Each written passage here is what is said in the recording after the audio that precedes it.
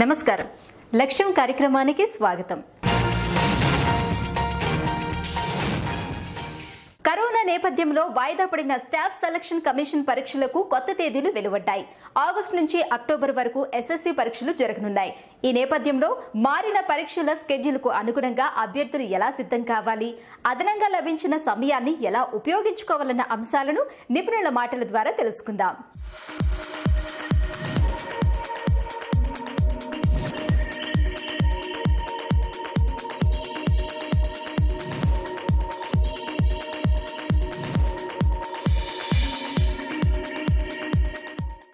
COVID-19 pandemic వల్ల అనుకోని విధంగా దేశం మొత్తం లాక్డౌన్లోకి వెళ్ళిపోవడంతో especially staff selection commission examinations రాస్తున్నటువంటి అభ్యర్థులు CGL టైర్ 1 ఎగ్జామినేషన్ కంప్లీట్ అయిపోయి CHSL టైర్ 1 ఎగ్జామినేషన్స్ నడుస్తూ ఉండగా సడన్ లాక్డౌన్ వల్ల తప్పని పరిస్థితుల్లో ఎగ్జామినేషన్స్ అన్నీ మధ్యలోనే పోస్ట్ పోన్ చేయాల్సిన పరిస్థితి వచ్చింది. దాంతోపాటుగా junior engineer examinations, 2019 stenographer examinations, Delhi police CAPFలో సబ్ ఇన్స్పెక్టర్స్ ఎగ్జామినేషన్స్, ఈ ఎగ్జామినేషన్స్ అన్నీ కూడా వాయిదా వేయటం జరిగింది. కానీ ఎగ్జామినేషన్స్ రాస్తూ డేట్స్ వచ్చి ప్రిపేర్ అవుతున్నటువంటి CHSL ఎగ్జామినేషన్స్ ఎప్పుడు జరుగుతుంది, జరుగుతాయా లేదా, ఏ విధంగా ఉండబోతుంది, CGL టైర్ 1 అయిపోయింది, టైర్ 2కి ఎప్పుడు కండక్ట్ చేస్తారు, అసలు నెక్స్ట్ 2020లో పరిస్థితి ఏంటి, దాదాపు 2 నెలలకు పైగా లాక్డౌన్లో ఇంట్లో ఉండిపోయిన అభ్యర్థులందరూ వేధిస్తున్న ప్రశ్న ఎప్పుడు ఉండబోతుంది, ఎలా ఉండబోతుంది, ఉంటాయా లేదా, ఎలా ఉండబోతుంది, దీని తర్వాత కొత్త నోటిఫికేషన్స్ వస్తాయా లేదా, అసలు ఎలా ఉండబోతుంది, ప్రభుత్వ ఉద్యోగాలకు పరిస్థితి ఎట్లా ఉంటుంది, ఇన్ని సమస్యల మధ్య స్టాఫ్ సెలక్షన్ కమిషన్ ఈ అనుమానాలన్నిటికీ తెరదించుతూ ఏ పరీక్షలైతే వాళ్ళు వాయిదా వేశారో ఆ పరీక్షలన్నింటికీ రీస్కెడ్యూల్ మళ్ళా ఎగ్జామినేషన్ తేదీలని ప్రకటిస్తూ ఒక 4 రోజుల క్రితం నోటిఫికేషన్ రిలీజ్ చేసింది. దీని ప్రకారంగా చూస్తే ఆగస్టు 17 నుంచి అక్టోబర్ 17 వరకు ఏ ఎగ్జామినేషన్ అయితే పెండింగ్ ఉన్నాయో లేకపోతే మధ్యలో ఆగిపోయాయో వీటన్నిటికీ కూడా ఎగ్జామినేషన్ డేట్స్ అనేది వచ్చాయి.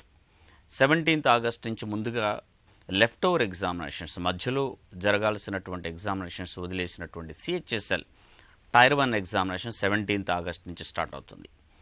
ఆ ఎగ్జామినేషన్స్ అయిపోయిన తర్వాత నెక్స్ట్ జూనియర్ ఇంజనీర్ ఎగ్జామినేషన్స్, ఆ ఎగ్జామినేషన్స్ కండక్ట్ చేస్తున్నారు.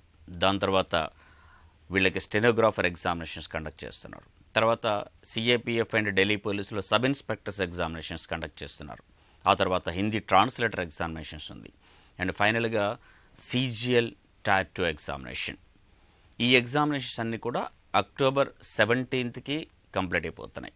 అంటే 2 monthsలోనే ఈ ఎగ్జామినేషన్ స్కెడ్యూల్ అంతా కూడా వాళ్ళు పూర్తి చేసే విధంగా వివిధ తేదీలలో పూర్తి చేసే విధంగా వాళ్ళు కొత్త డేట్స్ని, కొత్త ఎగ్జామినేషన్ స్కెడ్యూల్ని వాళ్ళు రిలీజ్ చేయడం అనేది జరిగింది. ఇక దీంతో అభ్యర్థులందరికీ ఉన్నటువంటి అనుమానాలు తొలగిపోగా పైనుంచి ఇమ్మీడియట్గా ప్రిపేర్ అవ్వాల్సినటువంటి పరిస్థితి. అంటే కొద్దిమంది అభ్యర్థులు వాళ్ళ ప్రిపరేషన్ కొనసాగిస్తున్నా కూడా మరికొంతమంది అభ్యర్థులకు ఎట్లా ఉంటుందంటే డేట్స్ రాలేదు, ఉంటాయో లేదో అనే మీమాంస మధ్య అలాంటి సందేహాలతోని ప్రిపరేషన్ కొంచెం స్లో డౌన్ అయ్యే పరిస్థితులు ఉన్నాయి. దానిని అధిగమిస్తూ అటువంటి పరిస్థితి లేదు, వచ్చాయి కాబట్టి ఎస్ మీ ప్రిపరేషన్ అనేది మళ్ళా వెంటనే స్టార్ట్ చేయాల్సినటువంటి అవసరం ఉంది. అండ్ ఇప్పటి నుంచి చూస్తే CHSL టైర్ 1 ఎగ్జామినేషన్కి దాదాపుగా 2 months టైం అనేది మనకు కనిపిస్తూ ఉంటుంది. సో దాన్ని చూసుకుంటే దాదాపు 4 months టైం మనకి CGL టైర్ 2 ఎగ్జామినేషన్కి ఉంటుంది. అట్లాగే మిగిలిన ఎగ్జామినేషన్స్ కూడా. సో అభ్యర్థులందరూ మీ ప్రిపరేషన్ కంటిన్యూ చేస్తూ ఉన్నట్టయితే దాన్నే కొనసాగించండి, ఇంకొంచెం ఎక్కువ సీరియస్తోనే.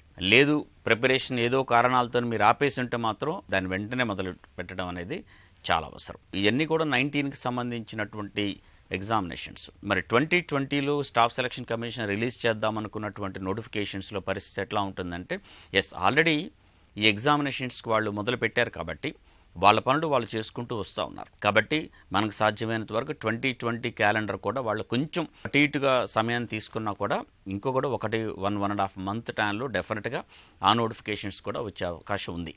అందుకోసమని ఆల్రెడీ ఇప్పుడు CHSL CGL ఎగ్జామినేషన్స్కి లేకపోతే JEE కావచ్చు అదర్ ఎగ్జామినేషన్స్కి ప్రిపేర్ అవుతున్నటువంటి స్టూడెంట్స్ మీ ప్రిపరేషన్ ఇంకా గట్టిగా అదే విధంగా కొనసాగిస్తే 2020లో రాబోయే నోటిఫికేషన్స్ కూడా అది మీకు పనికొచ్చే విధంగా ఉంటుంది. అభ్యర్థులు ఎప్పుడైనా చేయాల్సిన ఏంటంటే తమ చేతుల్లో లేని దాని గురించి ఆలోచించడం అవసరం లేదు. తమ చేతుల్లో ఏది ఉందో అదే ఆలోచించాలి. ఎవరైనా కానీ లేని దాని గురించి ఆలోచించే అవసరం ఎంత మాత్రం లేదు. పరిస్థితుల్లో ఆగిపోవాల్సి వచ్చిందని దాని గురించి కాకుండా ఈ సమయాన్ని ఉపయోగించుకో విధంగా, అరే నేను బయటికి వెళ్లకుండా ఇంట్లోనే ఉండే పరిస్థితి వచ్చింది కాబట్టి తప్పనిసరిగా దీన్ని ప్రిపరేషన్కి ఉపయోగించుకోవచ్చు అనే ఆలోచన తెచ్చుకుంటే అది మనకు పాజిటివ్ అవుతుంది. ఇది మీరు చేతిలో ఉన్నది, మీరు చేయాల్సింది. అలాగే 2020లో నోటిఫికేషన్స్ గురించి అనుకుంటున్నాం, వస్తాయి అని. ఎస్, తప్పకుండా వస్తాయి. ఆల్రెడీ కేంద్ర ప్రభుత్వం 2019లో ఫిబ్రవరి మార్చి నెలలో కూడా ఒక ప్రకటన చేసింది. మేము దాదాపుగా 2 లక్షల పైగా పోస్టులను వివిధ కేంద్ర ప్రభుత్వ సంస్థల్లో పోస్టులు భర్తీ చేస్తామని చెప్పి ఒకటి పేర్కొంది. దాని తర్వాత నోటిఫికేషన్స్ వచ్చినా కూడా అన్ని నోటిఫికేషన్స్ కలిపి CGL కావచ్చు, CHL కావచ్చు, లేకపోతే ఢిల్లీ పోలీసు, CAPFలో సబ్ ఇన్స్పెక్టర్స్ కావచ్చు, ఈ ఎగ్జామినేషన్స్ అన్నీ కలిపి కూడా 1 లక్షకు మించి ఉండే పోస్టులు భర్తీ అవ్వలేదు. అట్లాగే ఇంకా 1 లక్షకు పైగా పోస్టులు, దాదాపుగా 1.5 లక్షల పోస్టులు వాళ్ళు చెప్పిన ప్రకారంగానే వేకెన్సీస్ చాలా ఉన్నాయి. అలాగే 2020లో రాబోయే వేకెన్సీస్ ఎలాగో ఉంటాయి. ఏదావాత మొత్తం చూసుకుంటే మాత్రం 1.5 to 2 lakhs కేంద్ర ప్రభుత్వ సంస్థల్లో మనకి తప్పనిసరిగా వేకెన్సీస్ ఉండేటువంటి అవకాశం బాగా ఉంది. కాబట్టి అది ఇంకోటి కూడా గమనించాల్సిన ఏంటంటే అనుకోకుండా జరిగినటువంటి ఈ పరిస్థితుల్లో ఒకటి అర్థమైంది ఏంటంటే జాబ్ సెక్యూరిటీ. జాబ్ సెక్యూరిటీ ఎంత ఇంపార్టెంట్ అనేది అభ్యర్థులందరూ కూడా అర్థమైపోయింది. ఇంతకుముందు ప్రైవేట్ సంస్థలు చేస్తున్న వాళ్ళు కావచ్చు, వివిధ రకాలైన సంస్థలు కావచ్చు, వాళ్ళ ఉద్యోగాలు కోల్పోవటమో ఏదో విధంగా జరగటమో చేతుల్లో లేని దాని గురించి ఎవరు ఏం చేయలేండి. కానీ ప్రభుత్వ సంస్థలో పనిచేస్తున్న అభ్యర్థులకు మాత్రం తప్పనిసరిగా వాళ్ళకు ఒక భరోసా లాంటిది అయితే కనీసంగా ప్రభుత్వం వైపు నుంచి ఉంటుంది. కాబట్టి ప్రభుత్వ ఉద్యోగాల పట్ల అభ్యర్థులకి ఇంకాస్త నమ్మకం అనేది ఎక్కువైపోయింది.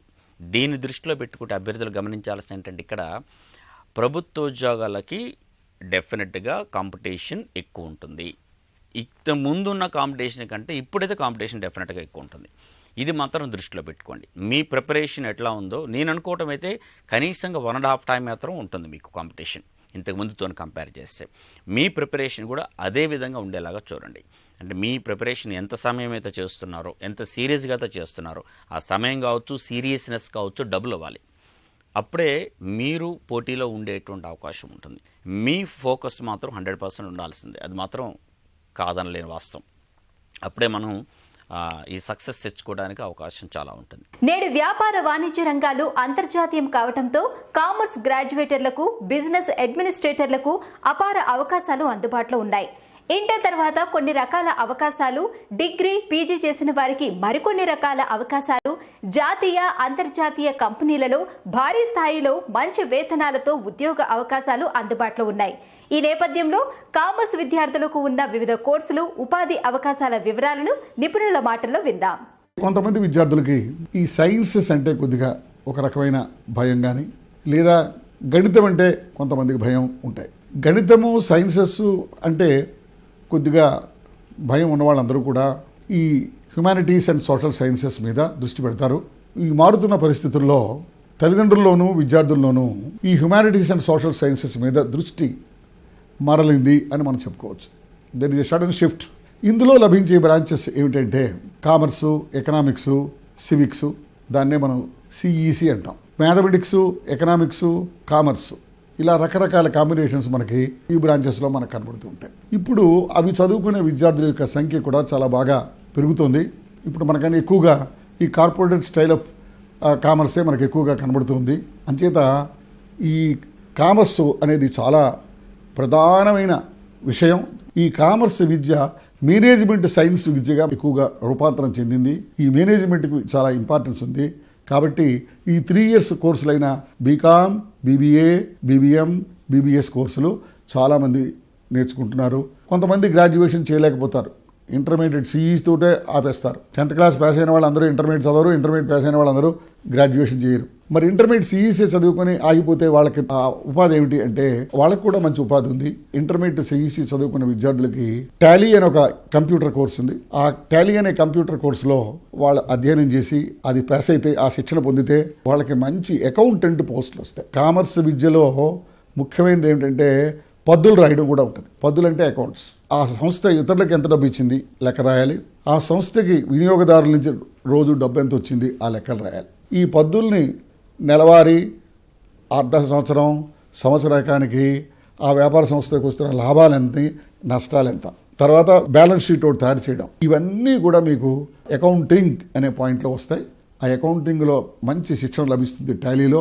ఆ టాలీ శిక్షణ కంప్యూటర్తో నేర్చుకుని ఉన్న వాళ్ళకి బ్రహ్మాండమైన ఉపాధి అవకాశాలు ఇప్పుడు మనకి లభిస్తున్నాయి. టాలీ సర్టిఫైడ్ అని ఉంటే ఉద్యోగం ఇమీడియట్గా 15,000 రూపాయలు తక్కువ లేకుండా నెలసరి జీతం ఆ అబ్బాయికి ఉద్యోగం దొరుకుతుంది. అది ఇంటర్మీడియట్ స్థాయిలో ఆపేసిన వాళ్ళకి. డిగ్రీ చేసుకున్న వాళ్ళకి పై చదువులకి వెళ్ళొచ్చు. రెండు ఆ స్థాయిలోనే ఆపేసిన వాళ్ళకి కూడా ఉద్యోగాలు చాలా ఉన్నాయి. ఇక్కడ ఇంకొక విషయం కూడా నేను మీతో చెప్పాలి. బీకామ్ పాస్ అయ్యి బీబీఏ, బీబీఎస్, బీబీఎం అని కోర్సులతో పాటు ఇక్కడ ఇంకో చిన్న డైవర్షన్ ఉంది. ప్రొఫెషనల్ కోర్సెస్ 4 కోర్సులు ఉన్నాయి. 4 ప్రొఫెషనల్ కోర్సులు ఏమిటంటే చార్టర్డ్ అకౌంటెన్సీ, సిఏ అంటారు, అలాగే కంపెనీ సెక్రటరీ, అలాగే cost and works accountant, ICW అంటారు, అలాగే చార్టర్డ్ ఫైనాన్షియల్ అనలిస్ట్. ఈ 4 కూడా ప్రొఫెషనల్ కోర్సెస్. ఇది ఇంటర్మీడియట్ అయిపోయిన వెంటనే ఒక ఫౌండేషన్ కోర్స్ ఉంటుంది. ఈ 4 వ్యవస్థలకి 4 ఆల్ ఇండియా ఇన్స్టిట్యూట్స్ ఉంటాయి.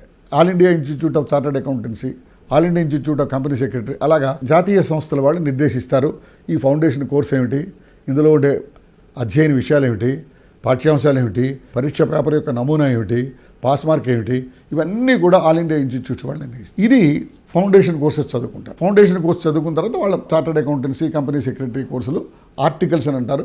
అందులో వాళ్ళు రిజిస్టర్ అయ్యి వాళ్ళు పూర్తి చేసుకుంటూ పోతారు. ఇది ఒక స్ట్రీమ్ ఉద్యోగాలకి. కొంతమంది ఏం చేస్తారంటే ఇంటర్మీడియట్ అయిపోయిన వెంటనే CA, company secretary, cost accounts, financial analyst, ఇందులో ఫౌండేషన్ కోర్స్ చేసుకుంటూ సాధారణమైన రెగ్యులర్ కాలేజీలో బీకామ్ కూడా చదివేసుకుంటూ ఉంటారు. అంటే ఒకే కాలంలో ప్రొఫెషనల్ కోర్సు యొక్క ఫౌండేషన్ కోర్స్ చేస్తారు, మామూలు సాధారణంగా ఉండే డిగ్రీ కోర్స్ కూడా చేసుకుంటూ పోతారు. కొంతమంది ఓన్లీ ఫౌండేషన్ కోర్సే చేసుకుని వాళ్ళ అనుకున్న ఫీల్డ్లోకి వాడు వెళ్ళిపోతూ ఉంటారు. ఇక్కడ మీకు నేను చెప్పదలుచుకుంది ఏంటంటే చార్టర్డ్ అకౌంటెన్సీ, కాస్ట్ అకౌంటెన్సీ, తర్వాత కంపెనీ సెక్రటరీ, ఫైనాన్షియల్ అనలిస్ట్, వీళ్ళకి మంచి ప్రాధాన్యత ఉంది. వీళ్ళు అన్ని రంగాల్లోనూ అవసరం ఉంది. ఎవర్ గ్రీన్ వీళ్ళకి ఉపాధి లేదు అనే ప్రశ్న లేదు. ఎందుకంటే ఈ గ్లోబలైజేషన్లో, మల్టీనేషనల్స్ పెరుగుతున్న రోజుల్లో, ఫారిన్ క్యాపిటల్ బాగా ఆకర్షిస్తున్న రోజుల్లో ఈ చార్టర్డ్ అకౌంటెన్సీ, కంపెనీ సెక్రటరీలు, తర్వాత కాస్ట్ అకౌంటెంట్లు, ఫైనాన్షియల్ అనలిస్టులు చాలా అవసరం. ఇంటర్మీడియట్ CEC చదువుకున్నవాడు మామూలు డిగ్రీ చేసుకోవచ్చు, లేదా ప్రొఫెషనల్ కోర్సెస్లోకి వెళ్ళొచ్చు, లేదా డిగ్రీ చేసుకుని PG కోర్సెస్ MBA కానీ MCOM కానీ చేసుకోవచ్చు అని మనం తెలుసుకున్నాం. బ్యాంకులు వీళ్ళు ఉద్యోగాలకు తీసుకుంటారు. బ్యాంక్ అసిస్టెంట్గా తీసుకుంటారు, ప్రొబేషనరీ ఆఫీసర్స్గా తీసుకుంటారు, ఇన్సూరెన్స్ కంపెనీలు తీసుకుంటారు. ఇన్సూరెన్స్లో లైఫ్ ఇన్సూరెన్స్, జనరల్ ఇన్సూరెన్స్ కంపెనీలు వాళ్ళు కూడా తీసుకుంటారు. వీళ్ళకి industrial groups, Tatas, Birlas, Reliance, Wipro, ఈ పెద్ద పెద్ద ఇండస్ట్రియల్ గ్రూప్స్ ఉన్నాయే, వాళ్ళ యొక్క ఆర్థిక కార్యకలాపాలన్నిటి కూడా నిర్వహించడానికి ఈ MBA వాళ్ళని తప్పకుండా తీసుకోవాల్సిందే. అలాగే ఎడ్యుకేషనల్ గ్రూప్స్, పెద్ద కార్పొరేట్ స్ట్రక్చర్ వచ్చేసింది వాళ్ళకి. వరల్డ్ వైడ్ మార్కెటింగ్ చేసే సంస్థలు ఉన్నాయి. అమెజాన్, ఫ్లిప్కార్ట్ ఇలాంటి సంస్థలు కూడా వీళ్ళకి చాలా మంచి ఉద్యోగాలు ఇస్తూ ఉంటాయి. ఎందుకంటే అవి గ్లోబల్గా యాక్ట్ చేస్తున్న సంస్థలు. అవి వేలాది ఉద్యోగాలు ఈ కామర్స్ విద్యార్థులకి ఉన్నాయి. ఇవి కాకుండా ఇంటర్మీడియట్ CEC చదువుకున్న కుర్రాడు ఈ కామర్స్ రిలేటెడ్ జాబ్సే కాకుండా వాళ్ళకి ఎన్నో అవకాశాలు ఉన్నాయి. వీళ్ళు మామూలుగా CEC బేసైడ్, ఇంటర్మీడియట్ CEC బేసైడ్, నేను అక్కలేని BA చదువుకుంటాను అనుకోండి, BA చదువుకోవచ్చు. BAలో అనేక రకాల కాంబినేషన్స్ ఉన్నాయి. ఆ కాంబినేషన్స్లో వాళ్ళు చదువుకోవడానికి అవకాశం ఉంది. Journalism, foreign languages, travel and tourism, media management, photography, editing, rural development, ఇలాంటి చాలా ఉద్యోగాలు ఇమీడియట్గా లభించే కోర్సెస్ BAలో ఉన్నాయి. ఆ కోర్సులు కూడా వీళ్ళు చదువుకోవచ్చు. కామర్స్ అంటే కామర్స్లోనే వెళ్ళక్కర్లా. మనసు మార్చుకుని మళ్ళీ వాడి క్రియేటివ్ టాలెంట్స్ ఉంటే, అంటే సృజనాత్మకమైన ఆలోచనలు ఉన్నప్పుడు ఇటువంటి ఇందులో కూడా రావచ్చు. మల్టీమీడియా, గ్రాఫిక్స్, యానిమేషను, ఇవి కాకుండా లా చేసుకోవచ్చు. Intermediate CEC, BCom or BA, తర్వాత లా. కార్పొరేట్ సంస్థల్లో లీగల్ అడ్వైజర్స్ కావాలి. వీళ్ళు ప్రాక్టీస్ చేయరు, బోర్డు పెట్టి ప్రాక్టీస్ చేయరు. కంపెనీలో ఉద్యోగులుగా, లీగల్ అడ్వైజర్స్గా, లీగల్ కన్సల్టెంట్స్గా వాళ్ళు నియమించబడుతూ ఉంటారు. అందులో మంచి అవకాశాలు ఉన్నాయి. లీగల్ అడ్వైజర్స్కి వెళ్ళిపోతుంటారు. ఈ విధంగా ఈ మారుతున్న సమాజంలో, ఈ పరిస్థితుల్లో అనేక రకాలుగా ఉద్యోగాలు, అవకాశాలు సంపాదించుకోవడానికి ఈ కామర్స్ విద్యార్థులకి మంచి అవకాశాలు ఉన్నాయని మనం తెలుసుకోవాలి. Group 1, group 2, group 3, group 4 service commission ద్వారా నిర్వహిస్తబడుతున్న పోటీ పరీక్షల్లో కూడా వీళ్ళు రాయొచ్చు. అన్నిటికన్నా ముఖ్యం, జాతీయ స్థాయిలో ఉద్యోగాలు చేయడానికి కావాల్సిన సివిల్స్ ఎగ్జామినేషన్, అంటే IAS, IPS, IFS ఎగ్జామినేషన్, ఆ కేడర్కి కూడా రాసుకోవడానికి వీడికి అవకాశం ఉంది. ఇలాగా కామర్స్లోనూ ఉండొచ్చు, ఈ రంగాల్లో కూడా వచ్చి వాళ్ళు మంచి ఉన్నత స్థానాలు ఆక్రమించుకొని మంచి జీవనోపాధి సంపాదించుకొని మంచి జీతభత్యాలతో సెటిల్ అవ్వడానికి కామర్స్ విద్య చాలా ఉపయోగపడుతుంది. ఈ కామర్స్కి అంత ప్రాధాన్యత ఉంది అని మనం తెలుసుకోవాలి. బొమ్మరిల్లు ఫాదర్లా ప్రవర్తించకండి నాన్న అన్న చిన్న జోకు నేడు ప్రతి ఇంట్లో వినిపిస్తుంది. అంటే ప్రతి విషయాన్ని తామే ఆలోచించి తమ పిల్లలు ఏం చేయాలన్నా తల్లిదండ్రులు వారి భావనలను తమ పిల్లలపై రుద్దుతున్నారని పిల్లల ఆవేదన. వాస్తవానికి ఆ పిల్లల అభిప్రాయం కూడా నిజమేననిపిస్తుంది. పిల్లలకు తమంతట తాము ఆలోచించుకునే శక్తిని ఇవ్వాల్సిన అవసరం ఎంతైనా ఉంది. ప్రతి చిన్నదానికి అనవసరపు సలహాలు ఇస్తూ స్పూన్ ఫీడింగ్ చేయటం వలన పిల్లల్లో ఉన్న సహజమైన తెలివితేటలు నశిస్తాయట. అందుకే పిల్లల పెంపకంలో స్పూన్ ఫీడింగ్ కాకుండా అవసరమైనప్పుడు అవసరమైనంత మేర సలహాలను, జాగ్రత్తలను చెప్పటం వలన మంచి ఫలితాలు వస్తాయి అంటున్నారు నిపుణులు. మరి ఆ వివరాలేంటో గెలుపు మంత్రాలు చూద్దాం.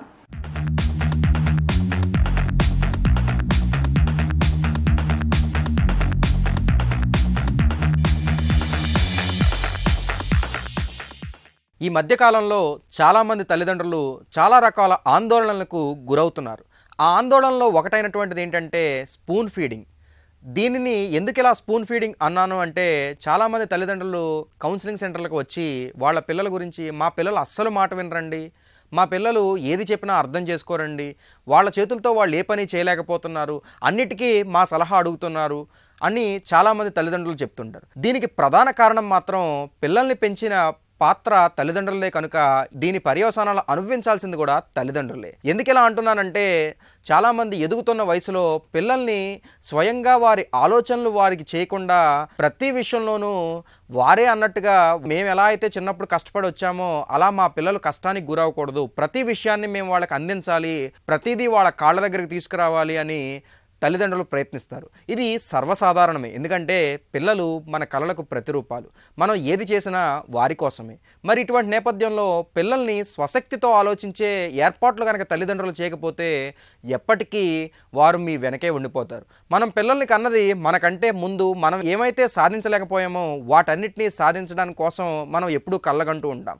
మరి అలా కాకుండా మన పిల్లల కాళ్ళ దగ్గరికే అన్నీ తీసుకొస్తే దాని పర్యవసానాలు వేరుగా ఉంటాయి. ఎందుకంటే పిల్లలు స్వశక్తితో ఆలోచించే ఆ స్థైర్యాన్ని కోల్పోతారు. ఉదాహరణకి ఓ సీతాకోక చిలుక ఉందనుకోండి, అందమైన సీతాకోక చిలుకగా మారాలంటే మొదట అది ఒక బూజు పట్టినటువంటి గొంగళ పురుగు రూపంలో ఉంటుంది. ఆ గొంగళ పురుగు ఎప్పుడైతే దానంతట అది గుడ్డులో నుంచి బయటికి వస్తుందో ఒక అద్భుతమైనటువంటి సీతాకోక చిలుకగా మారుతుంది. అలా మారేటప్పుడు మనం ఎవరైనా ఒక మానవ ప్రయత్నం చేసి ఆ గుడ్డును మనం కనుక తొలగిస్తే అది సీతాకోక చిలుక అందంగా రెక్కలు విచ్చుకోకుండానే చనిపోతుంది. అలాగే తల్లిదండ్రులు కూడా మనం ఎప్పుడూ ఒక రెండు ముఖ్యమైనటువంటి విషయాలను గుర్తుపెట్టుకోవాలి. అదేమిటంటే మనం తల్లిదండ్రులు మాత్రమే. ఎందుకు ఈ మాట అంటున్నానంటే, మనం వారు ఎదుగుతున్నప్పుడు మనం దూరంగా నుంచుని వారు చేసేటువంటి పనులు అవి కరెక్ట్ అయినవా కాదా అనేది విశ్లేషించుకోవాలి తప్ప ప్రతి దాంట్లోనూ వాళ్ళ పనుల్లో కూడా మనమే ఇన్వాల్వ్ అయిపోయి చేయడం వల్ల వారు ఆ పనిని సమర్థవంతంగా చేయడం కోల్పోతారు. కాబట్టి ఒక అందమైనటువంటి సీతాకోక చిలుకగా పిల్లలు తీర్చిదిద్దాలి అంటే తల్లిదండ్రుల పాత్ర ఎంత అవసరమో అంతే దూరంగా ఉండడం కూడా అంతే అవసరం. అన్ని సందర్భాల్లోనూ మన అవసరం ఉండకపోవచ్చు. అలా అవసరం లేకుండా వాళ్ళని పెంచే ప్రయత్నం చేయాలి. తద్వారా వాళ్ళు వాళ్ళ కాళ్ళపై నిలబడి ముందుకు వెళ్ళే అవకాశం ఉంటుంది. అలా కాని పక్షంలో మాత్రం ఖచ్చితంగా కొద్ది రోజుల తర్వాత వారి పిల్లలు మాట వినట్లేదనో, లేకపోతే వాళ్ళు ఇప్పటికీ ఏదైనా విషయాన్ని, ఉదాహరణకు కొద్ది వయసు వచ్చిన తర్వాత ఎప్పుడైతే ఈ బాల్యం నుండి టీనేజ్లోకి అడుగు పెట్టినప్పుడు సర్వసాధారణంగా చాలా విషయాలు తల్లిదండ్రులతో చెప్పరు, వాళ్ళ స్నేహితులతో మాత్రమే పంచుకుంటారు. కారణం ఏమిటంటే స్నేహితుడిని నమ్మినట్టుగా తల్లిదండ్రులను కూడా నమ్మట్లేదు. దీనికి ప్రధాన కారణం ఏంటంటే, ఒక వయసు వచ్చిన తర్వాత పిల్లలు ప్రేమను కోరుకుంటారు. ఆ ప్రేమ కూడా ఎలా ఉండాలంటే ఒక స్నేహితుడి రూపంలో దక్కేటువంటి ప్రేమలాగా ఈ తల్లిదండ్రులు కూడా వ్యవహరించి వారితో కలిసి మమేకమయ్యేలా ఉండాలి తప్ప, ఎందుకంటే తల్లిదండ్రులు ఎవరైనా సరే వాళ్ళ పిల్లలు ఎంత స్థాయిలోకి వెళ్ళినా వాళ్ళ కంటికి ఎప్పుడూ చిన్నపిల్లల్లాగానే కనబడతారు. ఈ నేపథ్యంలో ప్రతి తల్లిదండ్రులు కూడా వారికి ఒక మంచి మిత్రులైతే ఖచ్చితంగా ప్రతిదీ కూడా వాళ్ళు కూడా తెలుసుకుని మీతోటి కూడా ఏ విషయాన్ని దాచుకోకుండా మీతో చర్చిస్తారు. తద్వారా ఏదైనా సమస్య ఉంటే మీరు అప్పటికప్పుడే పరిష్కారం చూపించి వారిని ఆ సమస్యల నుంచి గట్టెక్కించవచ్చు. అలా కాకుండా మీరు ఎప్పుడూ క్రమశిక్షణ అనేటువంటి ఒక జోన్లో పెట్టి వారికి సరైనటువంటి మార్గనిర్దేశం చేయకపోతే తద్వారా వ్యతిరేక భావనలకు దారితీసి పిల్లలు మీ నుంచి దూరంగా అయ్యే అవకాశాలు కూడా ఉంటాయి. ఉదాహరణకి అడవిలో అప్పుడే పుట్టినటువంటి జిరాఫీ పిల్ల గనక మీరు తెలుసో తెలీదో కానీ ఆ జిరాఫీ తల్లి ఆ చిన్న పసిగుడ్డును తన కాళ్ళతో తన్నే ప్రయత్నం చేస్తుంది. ఎందుకంటే అప్పుడే పుట్టినటువంటి పసి జిరాఫీ అంటే పులికి చాలా ఇష్టం. కనుక ఆ పసి జిరాఫీ ఎప్పుడైతే నడిచి ముందుకు పరిగెట్టలేదో ఆ పులి వచ్చి తినేస్తుందనే భయంతో ఆ తల్లి జిరాఫీ పుట్టిన మరుక్షణం నుంచి దాన్ని తన్ని దాని కాళ్ళ మీద దాన్ని నిలబడేలాగా చేసి పులి వచ్చినా సింహం వచ్చినా తన ప్రాణాన్ని రక్షించుకునేలాగా తీర్చిదిద్దుతుంది. కానీ మనం కూడా పిల్లల్ని ఓవర్ ప్రొటెక్షన్ జోన్లో పెట్టేసి పిల్లల్ని స్వశక్తితో వాళ్ళ ఆలోచనలు వాళ్ళ కార్యక్రమాలు వాళ్ళు చేసుకోలేకుండా ప్రతిదీ మనమే అలవాటు చేసి ప్రతిదీ వాళ్ళ కాళ్ళ దగ్గర తీసుకురావడం వల్ల కూడా ప్రమాదం ఉంటుంది. ఇది కేవలం మనుషుల్లో మాత్రమే వచ్చే సమస్య. ఎందుకంటే మనుషులకు చుట్టూ మనుషులు ఉంటారు, జంతువులు మాత్రం వాటికి ఉన్నటువంటి పరిస్థితులను చూసి నేర్చుకుంటాయి. మనుషులు మాత్రం ఎప్పటికప్పుడు స్పూన్ ఫీడింగ్ ఇచ్చి పిల్లల్ని పాడు చేస్తూ ఉంటారు. ఈ విషయాన్ని మీరు గ్రహించి మీ పిల్లల ఉజ్వల భవిష్యత్తుకు నాంది పలుకుతారని ఆకాంక్షిస్తున్నా. ఈ వారం ఉద్యోగాలు ప్రవేశాల్లో మరికొన్ని అవకాశాల వివరాలను పొందుపరిచాం. పూర్తి వివరాలకు ఆయా సంస్థల వెబ్సైట్లను కూడా అందిస్తున్నాం. జాగ్రత్తగా గమనించి లబ్ధి పొందుతారని ఆశిస్తాం. Indira Gandhi institute of medical sciences assistant associate ప్రొఫెసర్ల పోస్టులు 65 అర్హత ఎంబీబీఎస్ ఎంసీహెచ్ డిఎం ఎండి. దరఖాస్తు విధానం ఈమెయిల్ ద్వారా. చివరి తేదీ June 19. English and foreign languages university assistant associate ప్రొఫెసర్ల పోస్టులు 58 అర్హత సంబంధిత సబ్జెక్టుల్లో పీహెచ్డీ. దరఖాస్తు విధానం ఆఫ్లైన్ ద్వారా. చివరి తేదీ June 15. Central manufacturing technology institute project assistant పోస్టులు 34 అర్హత సంబంధిత ఐటీఐ, డిప్లొమా, బీఎస్సీ, బీటెక్. దరఖాస్తు విధానం ఈమెయిల్ ద్వారా. చివరి తేదీ June 12. Defence institute of advanced technology food technology MSc ప్రోగ్రాంలో ప్రవేశాలు. అర్హత సంబంధిత డిగ్రీ. దరఖాస్తు విధానం ఆఫ్లైన్ ద్వారా. చివరి తేదీ June 29. Regional centre for biotechnology PG ప్రోగ్రాంలో ప్రవేశాలు. అర్హత సంబంధిత డిగ్రీ, పీజీ. దరఖాస్తు విధానం ఆన్లైన్ ద్వారా. చివరి తేదీ జూన్ 18. ఈ వారం లక్ష్యం కార్యక్రమం మీకెంతగానో ఉపకరిస్తుందని ఆశిస్తాం. మీ అభిప్రాయాలు, సూచనలు మా ఇమెయిల్కు పంపించండి. మా ఇమెయిల్ ఐడి laksham@etv.co.in. వచ్చే వారం మరికొన్ని అంశాలతో మళ్ళీ మీ ముందుకొస్తుంది మీ లక్ష్యం. అంతవరకు సెలవు. నమస్కారం.